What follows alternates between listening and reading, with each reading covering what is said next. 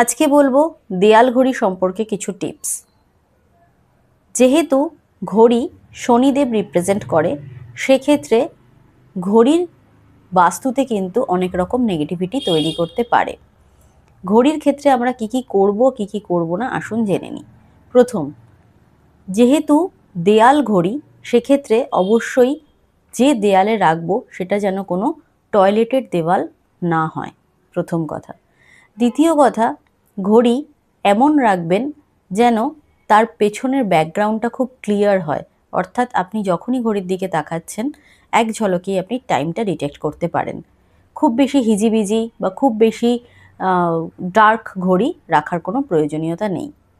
এর পরবর্তী পয়েন্ট, যখনই ঘড়ি কিনবেন বা চয়ন করবেন তখন চেষ্টা করবেন অনেক বেশি নাম্বার দেওয়া ঘড়ি কিনবেন না, অর্থাৎ 12টা নাম্বার দেওয়া ঘড়ি কিনবেন না। চেষ্টা করবেন রোমান হরফের নাম্বারিং থাকবে সেরকম ঘড়ি নিতে, অথবা 4টে নাম্বার থাকবে, অর্থাৎ 12, 9, 6 আর 3 থাকবে, এরকম হলে ভালো হয়। এরপর আসি কালার। ভীষণ বেশি ডার্ক কোনো কালার যেমন ব্ল্যাক, ব্লু, ব্রাউন, এ সমস্ত কালারের ঘড়ি সবসময় অ্যাভয়েড করুন।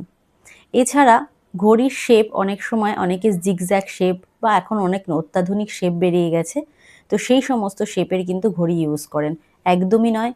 যদি বেডরুমে ঘড়ি রাখেন অবশ্যই রাউন্ড শেপে রাখুন, এবং বাড়ির যে কোনো জায়গায় যখন ঘড়ি রাখছেন রাউন্ড শেপেই ঘড়ি রাখার চেষ্টা করুন। অন্তিম পয়েন্ট, সবসময় মাথায় রাখবেন যখনই ঘড়ি কিনবেন তখন যেন সেই ঘড়িতে যেন কোনো আওয়াজ না হয়, অর্থাৎ বেল দেওয়া ঘড়ি একেবারেই কেউ কিনবেন না।